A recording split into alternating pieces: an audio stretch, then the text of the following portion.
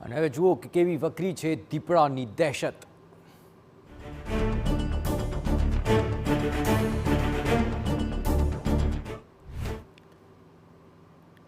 સૌપ્રથમ રાજકોટની વાત કરીશું કે જ્યાં શહેરી વિસ્તારમાં દીપડો દેખાયાની આશંકા છે। જ્યાં કાલાવડ રોડ પર દીપડો ફરતો હોય તેવો એક વિડીયો સામે આવ્યો।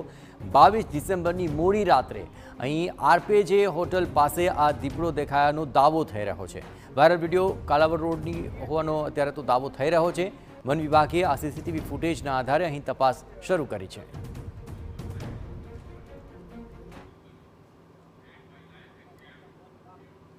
તો આ સમગ્ર મામલે વધુ વિગતે વાત કરવા માટે જોડાઈ રહ્યા છે રાજકોટથી સંવાદદાતા મોહિત। આ સમગ્ર મામલે આ પહેલા પણ કણકોટ વિસ્તારની અંદર આ જ પ્રકારની દહેશત હતી અને હવે દીપડો દેખાવાની વધુ એક બાબત સામે આવી રહી છે। તો આખરે હાલ વન વિભાગ આ મામલે શું કાર્યવાહી કરી રહ્યું છે કે પછી ગત વખતની જેમ જ થોડા દિવસ બાદ આ સમગ્ર મામલો આટોપી લેવાશે? મોહિત,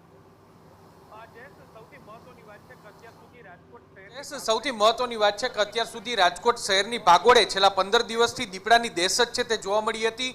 જોકે કોઈ જગ્યાએ દીપડો છે તે કેમેરામાં કેદ થયો ન હતો, કોઈ સ્થાનિક વ્યક્તિ દ્વારા જોવામાં આવ્યો ન હતો, પરંતુ હવે જે એક સીસીટીવી ફૂટેજ સામે આવ્યું છે જે 22 ડિસેમ્બરનું સીસીટીવી ફૂટેજ છે, જેમાં કાલાવડ રોડ પર સ્પષ્ટપણે દીપડો છે તે પસાર થતો હોય તેવું જોવા મળી રહ્યું છે। આપને હું એ જગ્યાના દ્રશ્યો બતાવવા માંગીશ કે રાજકોટના જે કાલાવડ રોડ પર જે આરપીજે હોટલ આવેલી છે તેની બાજુના વિસ્તારના આ વિડીયો છે કે જ્યાં 22 તારીખે દીપડો છે તે અહીંથી પસાર થયો હતો।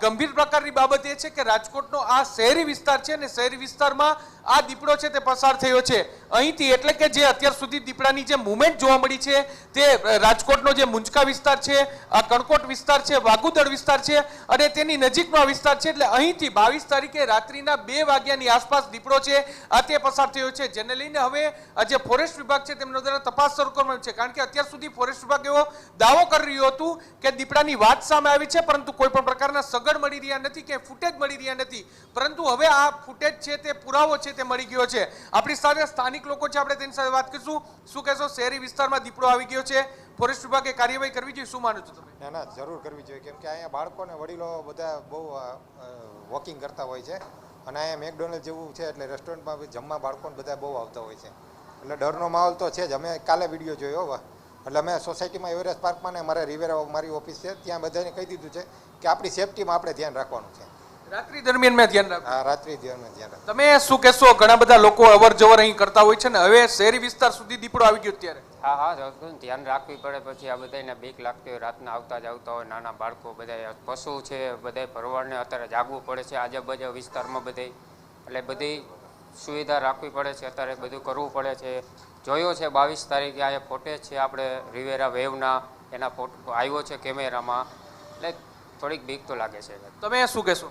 હા, ભયંકર અત્યારે ડરનો માહોલ છે અને અમે બાળકોને મારું પાછળ જ રહેવાનું છે, એટલે બાળકોને બધાને અમે વિનંતી કરી છે કે સાંજના ટાઈમે બહાર રમવું નહીં અને સાંજે બધાએ ઘરમાં કરી જવું, કે બહાર નીકળવું નહીં, બરાબર છે? અને વડીલોને વૃદ્ધોની ના પડી છે કે બહાર નીકળવું નહીં। ભયંકર ડરનો માહોલ છે અત્યારે ને તંત્ર કંઈ આના માટે કંઈ કરતું નથી, તો અમારે એક વિનંતી છે કે વહેલી તકે આનું કંઈક નિરાકરણ કરે, બસ એ જ વિનંતી। દાદા, તમે શું કહેશો, તમે પણ આ ફૂટેજ જોયા છે અને આ દીપડો આ વિસ્તારમાં ફરી રહ્યો છે ત્યારે? મારે તો એટલું જ કહેવાનું ફોરેસ્ટ વિભાગને કે એ લોકેશન મેળવે છે, તો લોકેશન મેળવે છે 15 દિવસ થઈ ગયા છે, કણકોટમાં 5 રૂમ મૂકેલું છે, બરાબર છે? તો એ લોકોને લોકેશન મેળવવામાં હમણાં 3 દિવસ પહેલાં સ્લાઇડિંગ આવ્યું હતું, મને મીડિયામાં આવ્યું હતું, ટીવીમાં પણ આવ્યું હતું કે હવે દીપડો એના યથાસ્થાને જતો રહ્યો છે, છતાંય તકેદારી રાખવી। પણ તકેદારી રાખવામાં એવું કયો પ્રૂફ થઈ ગયું ફોરેસ્ટ વિભાગ પાસે કે જતો રહ્યો છે તો આટલામાં જ ને 2 દીપડા છે, એક નથી, એક કણકોટ પાસેનો છે અને એક આ યુનિવર્સિટી મુંજકા પાસેનો છે, એટલે ફોરેસ્ટ વિભાગે પૂરેપૂરી તકેદારી રાખી અને લોકેશન મેળવવા છૂટકો રાખવો પડે। એટલે તકેદારી રાખવી ખૂબ જ જરૂરી છે, કારણ કે જે રીતે સ્થાનિક લોકો કહી રહ્યા છે કે એક ડરનો માહોલ છે તે જોવા મળ્યો છે અને હવે આ ફૂટેજ સામે આવે છે ત્યારે ગંભીરતા છે તે વધી જાય છે। જી જયેશ। બિલકુલ, આભાર મોહિત। તમામ ગતિવિધિઓ પર નજર રાખते રહેજો। તો લોકોમાં ભય છે અને સાથોસાથ સવાલ પણ ઉઠી રહ્યા છે વન વિભાગની કામગીરી સામે કે કોઈ પણ આધાર પુરાવા વિના દીપડો અહીં નથી, તે પ્રકારની વાત થોડા દિવસ પહેલાં વન વિભાગે કરી હતી અને તેમાં હવે આ સીસીટીવી ફૂટેજમાં દીપડો દેખાયો છે ત્યારે અહીં જે સામાન્ય અવરજવર કરતા લોકો છે તેમાં દીપડાને લઈને દહેશત વ્યાપી છે। આ ઉપરાંત રાજકોટ જિલ્લાના ગામ અને શહેરોને હવે સાવધ કરવામાં આવી રહ્યા છે, કારણ કે રાત્રિના સમયે એકલા બહાર ન નીકળવામાં આવે, વહેલી સવારે પણ બહાર ન નીકળવામાં આવે તેની તાકીદ કરવામાં આવી રહી છે. રાત્રિના સમયે ખાસ કરીને ખેતર વિસ્તારની અંદર ન જવા માટે પણ અપીલ કરાય છે.